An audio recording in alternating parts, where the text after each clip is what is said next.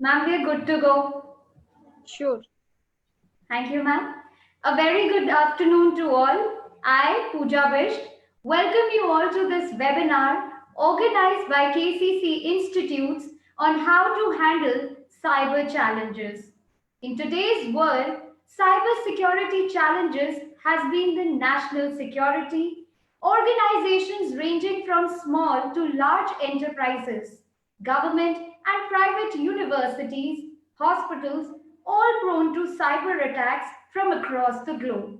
In our quest to deal with newly emerging threats, we often face challenges that one must deal with to secure their territory. To get more on this, we have with us our eminent speaker for the day, Mr. Abhi Datta Sir, Vice President, Henson Group. Welcome, sir. We also have with us Dr. Professor Bhavna Agarwal, ma'am, Director, KCC ILECHI. Welcome, ma'am. Now, I request Dr. Deepthi Sharma, ma'am, to kindly introduce our speaker for the day. Ma'am. Thank you, Pooja ma'am. On behalf of KCC Institute of Legal and Higher Education, I welcome Dr. Abhi Datta sir. Now I request Director ma'am to kindly read Okay. out the profile. Sure, Deepthi, thank you so much. I would like to even have this opportunity. Very good afternoon to all. First of all, I would like to welcome Mr. Avik Datta on behalf of KCC Institutes for being with us. We are thankful for your kind presence, sir, and it is my proud privilege to introduce. Mr. Avik Datta is Senior Vice President with the Hanson Group. He is a Chief Executive Officer at Datta Info Services Private Limited and Chief Executive Officer. Being actively involved with digital transformation, a renowned TV speaker and ISB alumni, he is professionally qualified in economics for managers from Harvard University and did his graduation from University of Jammu. He is a member at Leader Excellence at Harvard Square and has got certification on strategic management and leadership and change management from IIM Ahmedabad. Now I request Mr. Abhik Datta to enlighten us with his knowledgeable lecture. Thank you, sir.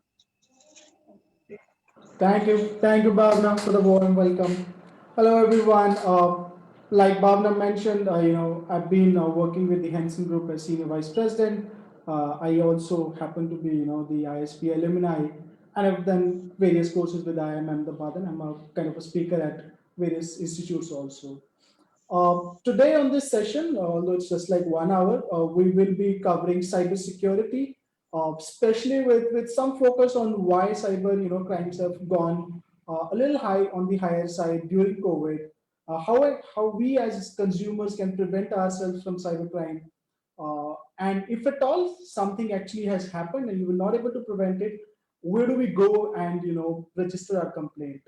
With me on this call, I have Vikram Parekh from my team, who is an Azure and cyber expert. Vikram, if you mind sharing your screen and then we can go ahead. Yeah, sure. Uh, it's like host has disabled the participants screen sharing, so maybe you So need just to give us enable it. a minute. We'll give you the access right away. Okay. Right, right. So while we were figuring out the access part, cybersecurity has actually become a challenge, and there's a very famous saying: technology alone cannot help you and I and our families and our organizations to be super safe. Our behavior will. And today on this session, we will be talking about how we can prevent these cyber crimes behaviorally, and that piece of cybersecurity is called social engineering. So we'll be focusing on that piece. We won't go into much technical stuff because it's just like a 1 hour seminar. But if anyone is interested, you can follow up with Bhavna or me, and we can take it from there. All right, Vikram, are you able to share? Yes, I'm sharing it.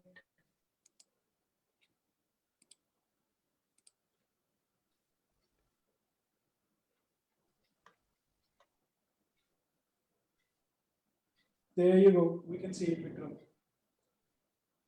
All right. So a brief about Henson Group. We are headquartered at the One World Trade Center, 85th floor. That's where I normally work from. But because of COVID, I'm working from home right now, just like all of us. Vikram, if you mind moving to the next slide. Uh, as an organization, we focus on latest and the greatest technologies, which include Azure, Office 365, and other cloud projects like artificial intelligence, chatbots, machine learning, natural language processing. We are also heavy on the security front. We do Azure security audits. We do pen testing. That's mostly on the security side, and we follow certain frameworks on the security front, which includes the NIST framework also. So we won't bore you with what all we do. Let's jump on to the topic of the day. So Vikram, you want to, yeah, all right. So Vikram, I leave it to you now. You may want to, go through it and then I can chime in wherever required. Okay, thank you. Thank you. So let's start with our today's topic, that is cybercrime and security. So the internet has been one of our most transformative and fast growing technology. So today we all are dependent on internet for our daily operations, from using WhatsApp for chatting with friends to communicating with teachers, using banking applications to transfer money in seconds, and many more. So it is now giving rise to all other domains such as education, business, sports, etc., etc. So there's a great saying that a coin has two sides. So hence the fact that the internet has advantages and it also has its own disadvantages, which impacts negatively. So it has given rise to cyberbullying, fake news, which we encounters daily. So let's take one of the fake news which is coming out daily in this pandemic, that is the release of COVID vaccine. Okay. So cybersecurity is the practice of defending computers, servers, mobile devices, networks, anything which is digitally connected, and even data from illegal activities. So to prevent them, it is necessary to follow its good practices as we follow traffic light system on the roads, as it is for our own good and will be saving our own life.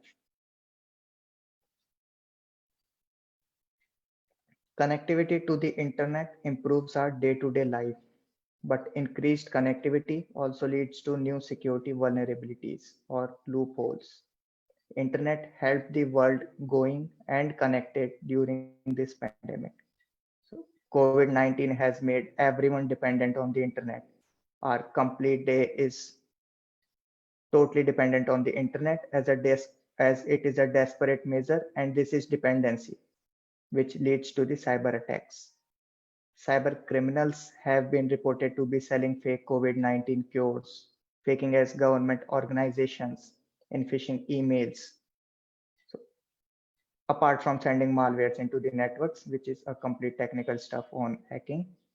So, while the world comes together to fight this spread of virus, the COVID-19, it will find its very hard way to stop the spread of misinformation and fake news and misinformation regarding the COVID-19 vaccine.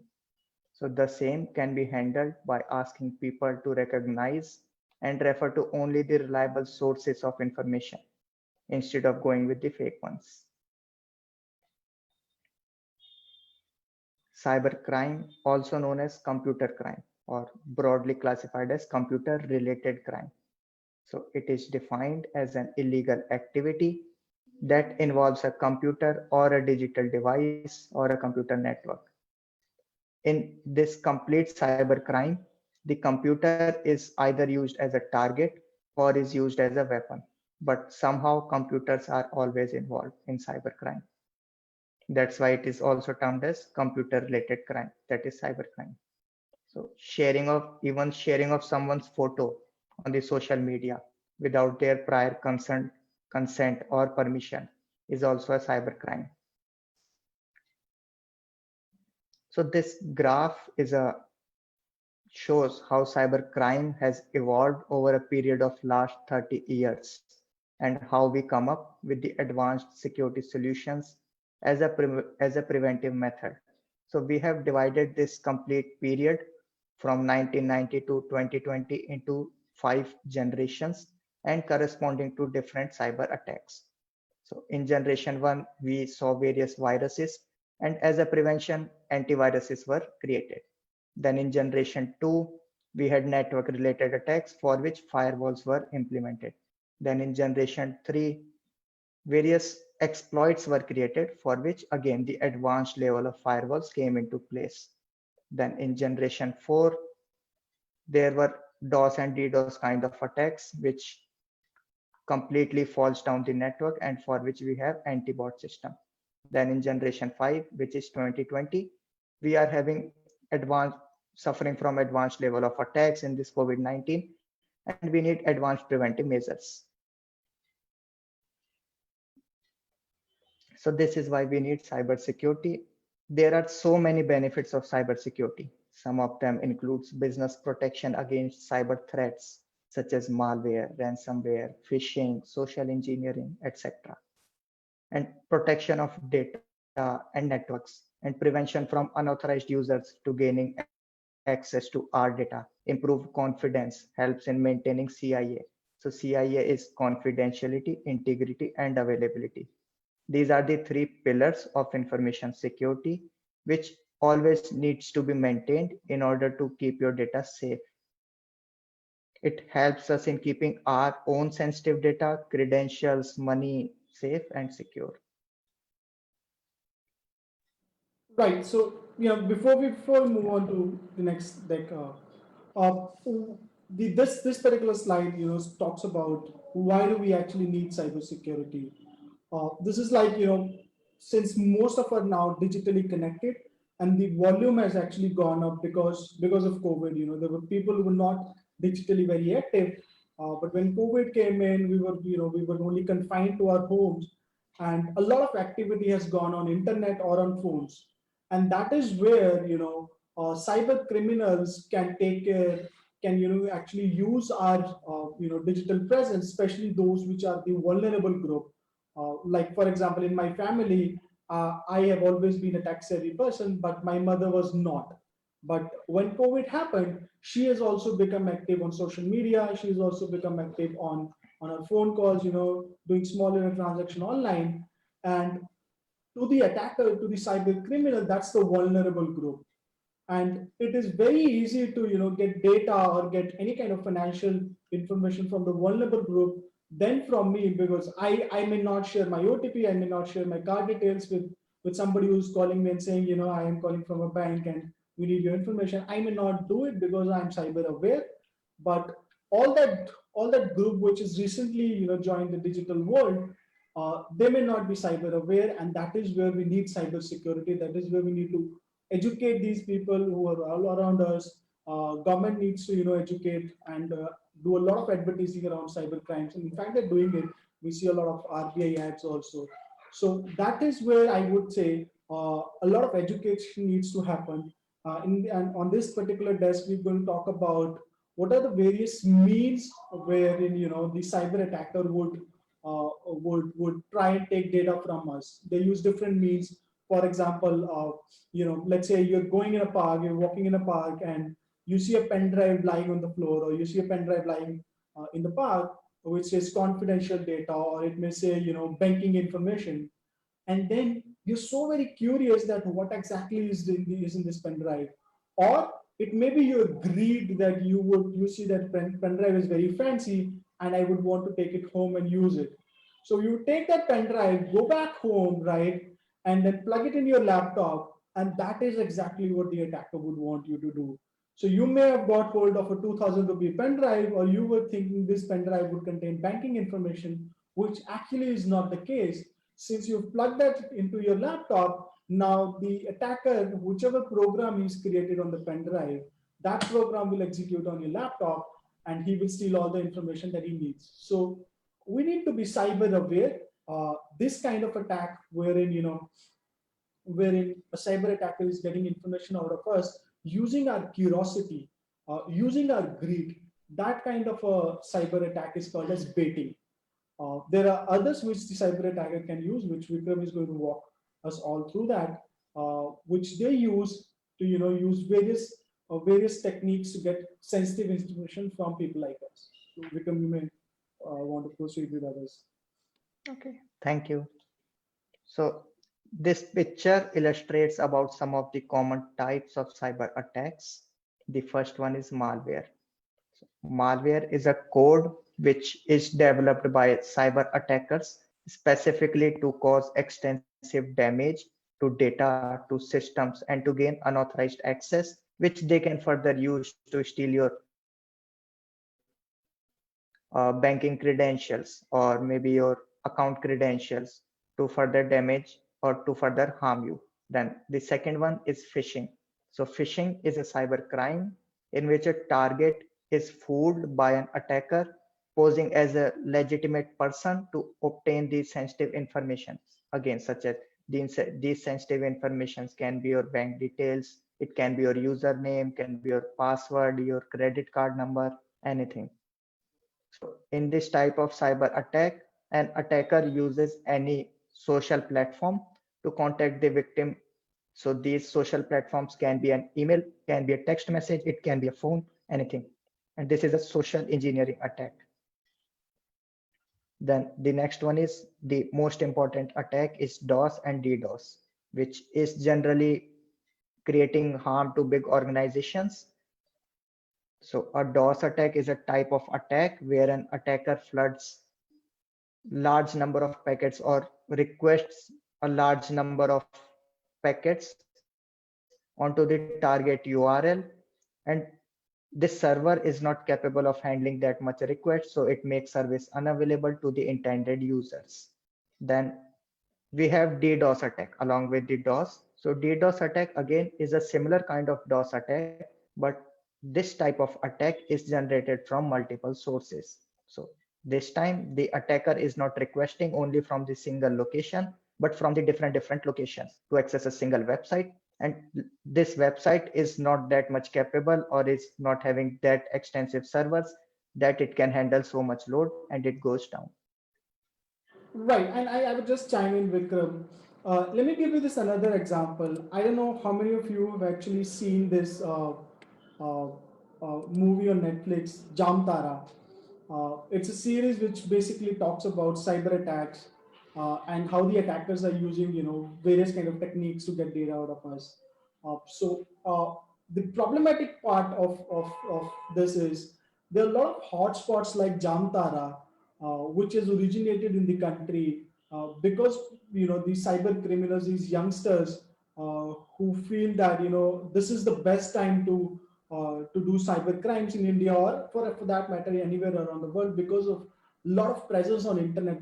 People are very active on internet, and what they're doing is they would give you a call and say, I am calling from a bank, I'm a bank officer, and your account has won some lottery, or there are free tickets on your account, or your account is going to expire and we need some information from you.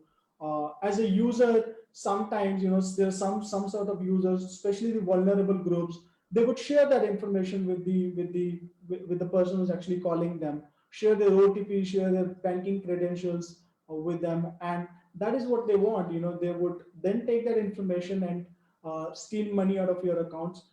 Accounts financial is just one piece of it. They can also cheat you of other information. For example, take your Aadhaar card information from you, or take your passport information from you, and then use that information for maybe terrorism, for that matter. So these things are, these are various techniques which attackers use, wherein they gain your confidence that I am actually a banker who's calling you, or I am a healthcare worker who's calling you, and we need this information to help you out. This kind of cyber attack, which is probably not mentioned on the slide deck, is called pretexting, wherein the person is gaining your confidence, taking information from you, and then cheating you. I would repeat it again, it is called pretexting. So you as a consumer, if you're getting a phone call and somebody asking you for sensitive information, never ever share that. This again, this is a social engineering technique, but if you can, if you as a consumer are aware and you're not sharing this information with attackers or cyber criminals, you are mostly sorted.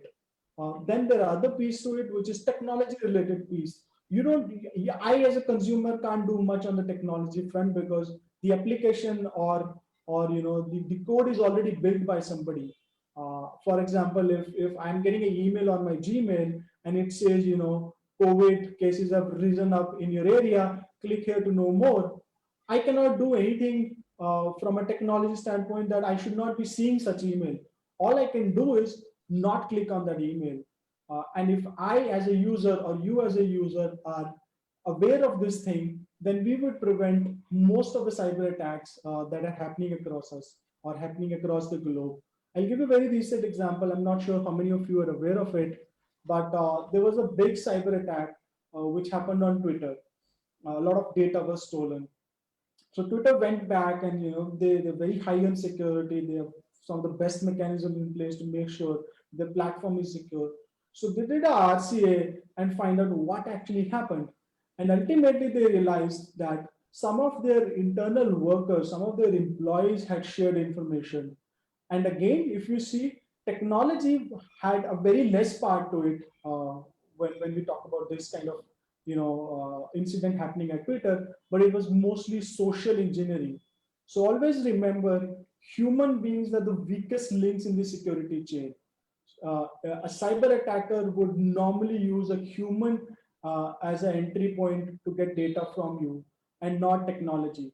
Uh, Twitter, in this case, their employees shared information, and it wasn't mostly technology, but it was the human change that they utilized, that they used to steal data and steal a whole lot of data on the Twitter accounts. So be aware of that. Be cyber conscious. Don't share information which you feel is personal or confidential. Yeah, Vikram, you can go ahead. And just to add on this, on the social engineering point, there are almost 91% of data breaches which are done only because of the social engineering. And even in the social engineering, there is only one method which is highly exploitable, that is phishing. Then there are various other types of cyber attacks, typically social engineering attacks, which are sniffing, spoofing, baiting, scareware, pretexting. So as Abhik already gave us one scenario of the pretexting, let's take another scenario for the pretexting, wherein someone calls an employee and pretends to be someone in power, let's say a CEO or someone from the IT team. And in this way, the attacker convinces the victim and collects the required information. So again, this falls under the pretexting, Right. in Just to which make it he is simple. gaining Yeah. the confidence.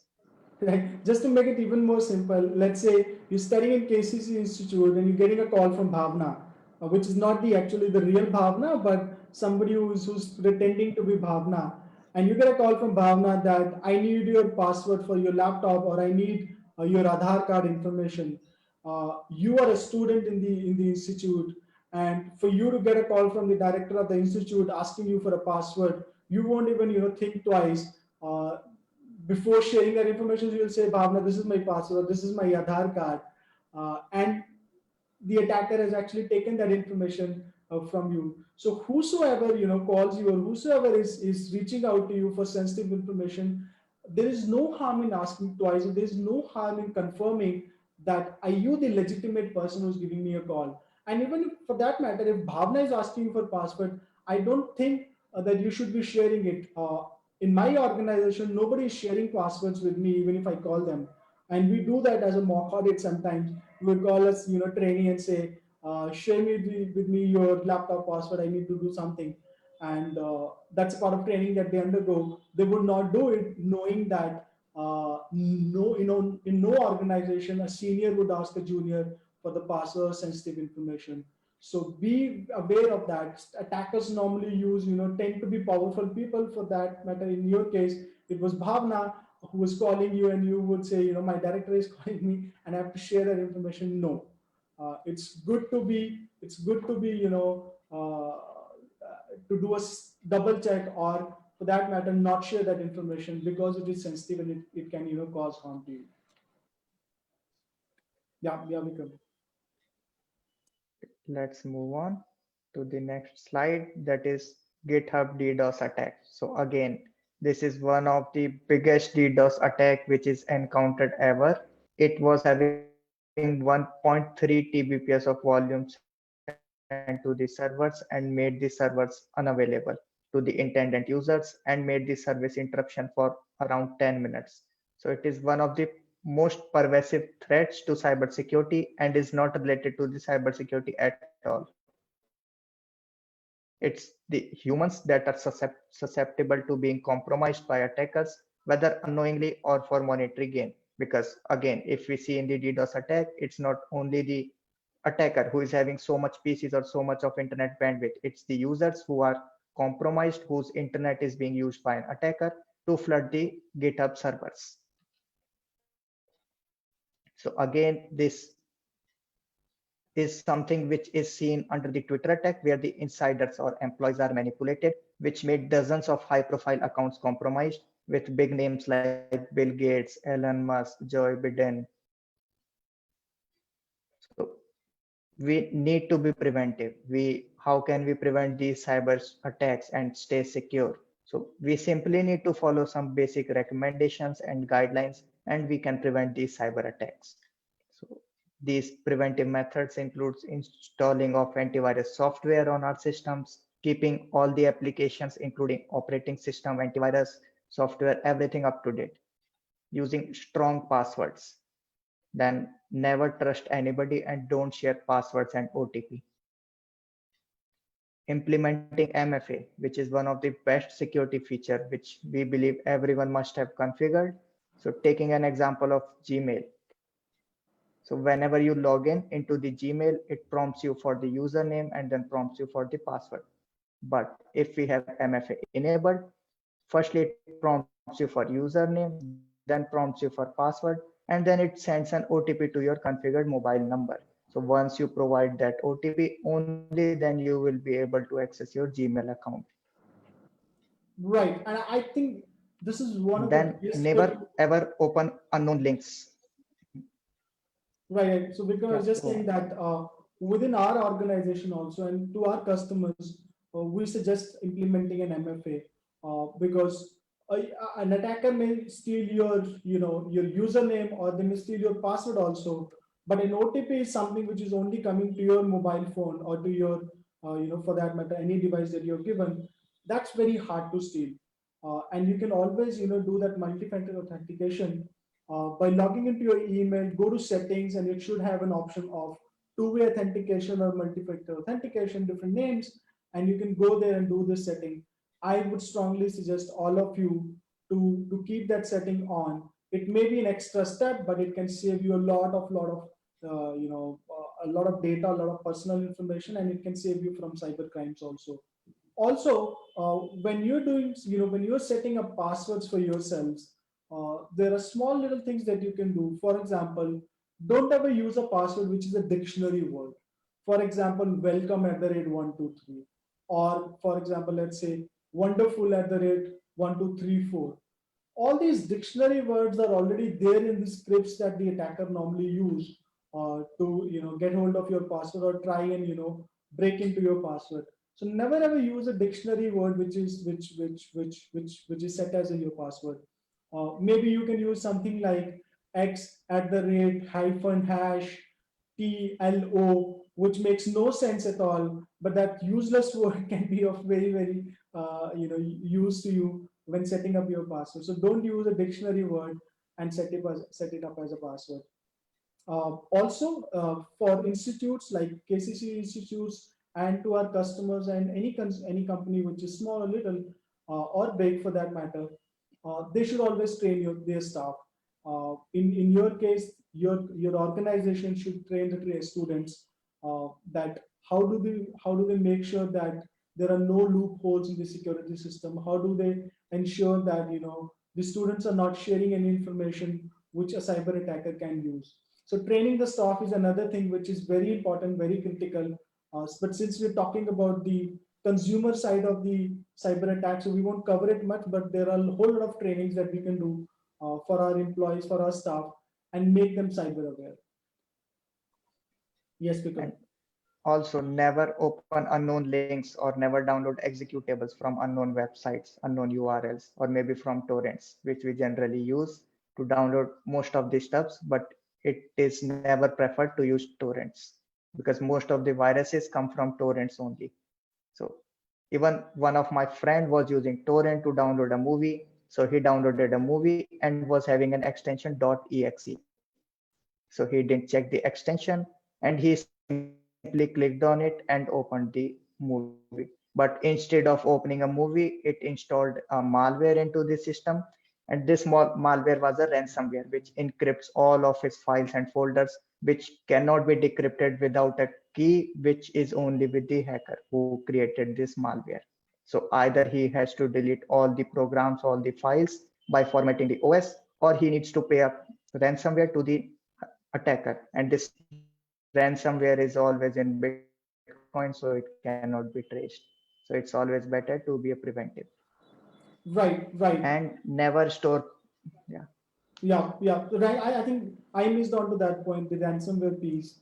If an attacker has actually got hold of your laptop, let's say Vikram mentioned in his case, his friend actually executed that file and the attacker was able to get hold of his laptop. Once that is done, the attacker can do anything. And today's the common fashion is they would ask you for ransomware. The beauty about ransomware is that they would ask you money, which is in Bitcoins. Nobody can trace it. So you would never probably ever get to know who that person was who's done harm to you. So before we, it's always said it's safer. It's better to be safer than sorry. So it's prevention is better than cure. So let us make sure that we prevent ourselves. Don't do small little silly things and be in a position where then we have to chase out a whole lot of agencies and find out who has done harm to me. And probably in most cases you would never get to know who did that harm to you, and you may lose on money or sensitive information. Yeah, Vikram. Right. And also never store your passwords or bank details into the browser. So whenever we do online shoppings, it prompts us if we want to save our credit card details or bank account details into the browser so that whenever we next time come for the shopping onto the same website, it automatically can catch the details and will save you some time. But the same thing if we can think of if an attacker attacks your system or tries to steal the information, he is having everything ready into the browser, so he can have all the information right there and can use it. So that's what you need to do if someone guessed that your password is your pet name. You need to change your password and the pet name. Okay. So these are some of the standards and regulations for cybersecurity.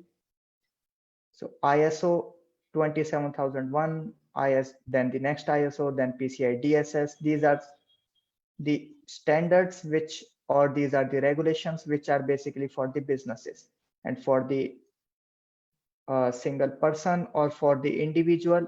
The one most important regulation here is IT Act 2000 and IT Amendment Act 2008. So you should always be aware of these acts and how to use them in case you are facing any of the cybercrime. So you can also, if you ever face any cybercrime, you can always file a report either in any of the police station, or you can file a report online on the website www.cybercrime.gov.in. So there are two options on this website to report a crime. One is to report for women or child related crime.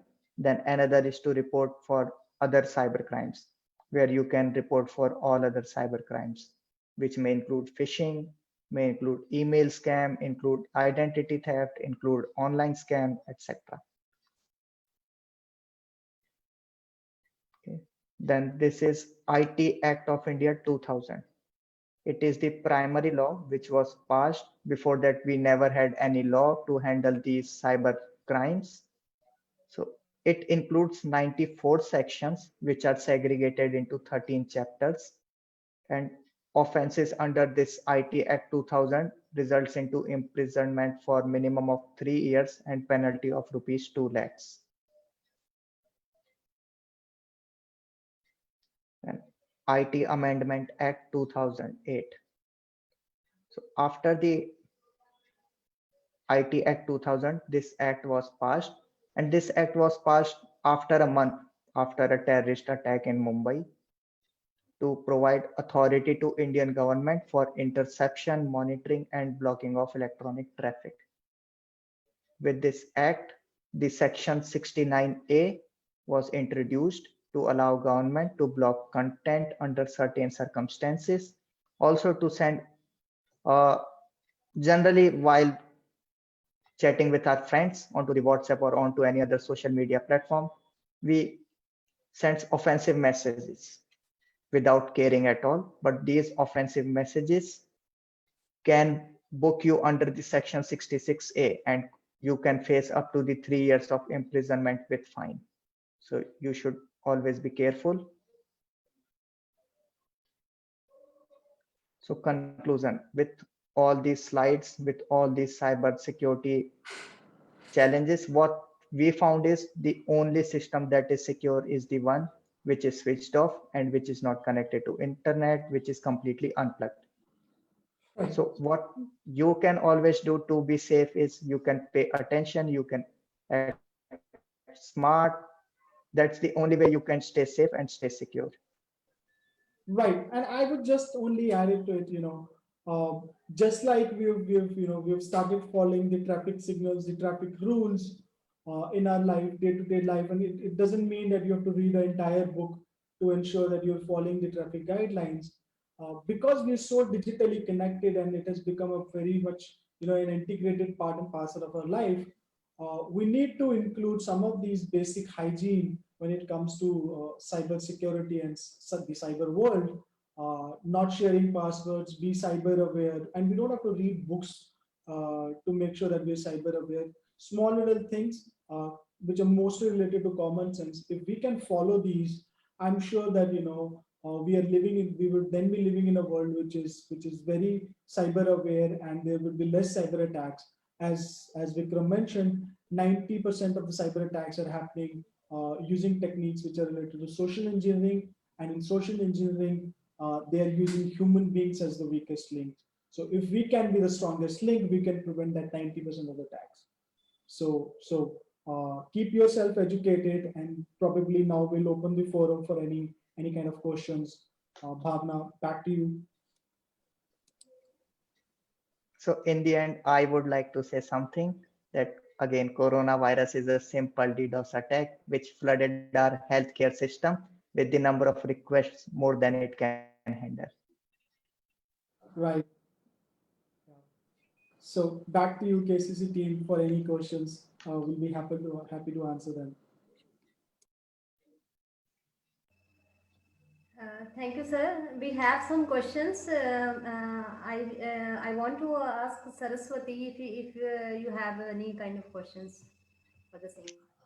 Yes, ma'am. Thank you, ma'am. And thank you, sir. It was indeed a very informative session. So I had few questions. So my first question to you is that whenever we do payments using e-wallet, it saves our card details. So it is safe, or how we can maintain the security of our data in e-wallet? Right. So the two things, right? When we're doing shopping, the website would normally ask, do you want to save this information or not? Like Vikram said, we should never save that information. It may save us a couple of seconds or 5 seconds next time when we're going into the portal and we don't have to enter in the credit card details, but it can do a lot of harm to us. So don't ever save it. And use websites for that matter, or apps which are renowned for shopping purposes. Don't use an app which may give you a better offer, but it may not be a very renowned website. Always look for that HTTPS thing in a website. That S stands for security. So if you have a website which is only HTTP, probably avoid doing online shopping from that website. Do it from a HTTPS one. So very basic stuff, right? Don't share your passwords. Don't do shopping from a website which you have never heard of, right? It may give you a better offer, but it may also steal information from you. And if you can follow that, we can save ourselves. Thank you, sir. My next question is that nowadays we allow the online meeting platform to access our mail accounts. So how can we make it secure? So, I mean, again, it depends, right? If you have an application, if you have a software which is renowned and it is asking you that, give me access to your mailbox. When it says access to your mailbox, it doesn't mean that, it would take credentials out of it. It is just using that information. For example, when I'm creating a new account on a website, let's say, and I'm doing a sign up, it says, do you want to log in from a Facebook sign up, or you want to create a new account for yourselves? And we would use my Facebook credentials, and then it would pass out information. It would normally not steal information from you. It can take small, even personal information, but it's better to avoid that path, or maybe create something which is fresh, unless and until it's a big platform and they won't steal information. Otherwise, try and avoid that and create something which is fresh. Yes, sir. Thank you, sir. My next question to you is that we all are connected on social media networks with a single mail account. So how can we save our account from malicious use? Well, it depends. I use different accounts, but even if you're using one account, the couple of things that can save you is first the password, right? Which I mentioned in the session, that you don't use dictionary passwords. Very easy to comprehend, or very easy to get hold of that password. So use strong passwords. Don't share them. Don't save them on the website, or on your internet browser. If we can do that, I think we can, mostly save ourselves. And also enabling the MFA. Right. Don't forget the MFA.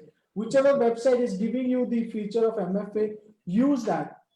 Like I said, like Vikram mentioned, it may cost us a couple of extra seconds that you have to, look into your mobile for that code, then plug in that code into the website. But it can also save you from probably 90% of the attacks. Yes, sir. Thank you, sir. My next question to you is that is it safe to click on a scratch a card or spinning a wheel offers pop up randomly on our system while working on it? No, unless you know that, it was sent to you by a friend who has called you and told you that I've sent you this. I would say still not click it. That's a big no. Sir, I have a question. Yes, ma'am. As one of your slides says a 0-day exploit. Right. Can you explore that?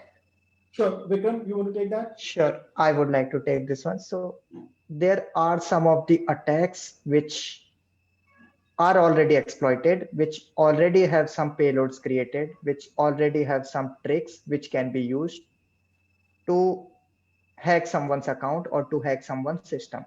But there are some of the applications which are yet not exploited by any of the hacker or by any of the organization, but they may have some vulnerabilities and which are not explored yet. But these are explored and these are exploited before the patch is released for that particular exploit. So that's the 0-day exploit. Fine, thank you, Vikram. One more question is there. If we have allowed access to our camera or the mic, will it be accessible forever? Or whenever we uninstall the app, it will be disabled? Right. So whenever you uninstall the application, the permissions are automatically revoked. Right. I would just add one part to it. See, it again depends on which platform are you using. For example, if I'm using an Apple phone and there's another phone which is a Chinese phone, right? I can bank on Apple. I can bank on Apple from a security standpoint that they won't steal information from me, right? But I cannot probably bank on a Chinese mobile, which is very cheap and very unreliable. So when you say an app, you've installed an app, it depends on who has actually created that app. Is it renowned? For example, if I have Microsoft Teams installed on my system, I can rely on them because Microsoft is a huge, big brand, right? I may also rely on a Zoom, but then there are so many other apps which you can use to do conferences like these, which are not renowned, I would say we should normally try and avoid using those apps. You may install them and they can steal information, still steal information.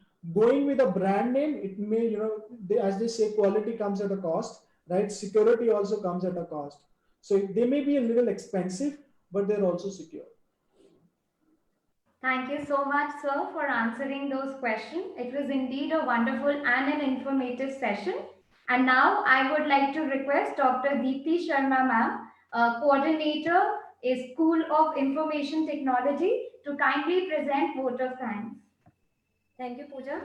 This was perhaps a great learning experience for all of us. On behalf of all the participants and KCC Institute, I would like to place on record my heartiest gratitude to Mr. Abhik Datta sir for this knowledge-rich quality session for how to handle cyber challenges. And thank you, Mr. Vikram, for the same. Thank you, sir. Thank you very much. Thank you so Thank much, you. ma'am.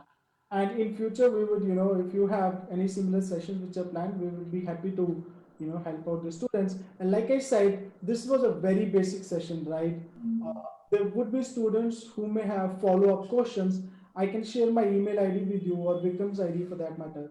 And they can reach out to us if they want to understand more about the technology and if they want any kind of career guidance, we'll be happy to assist.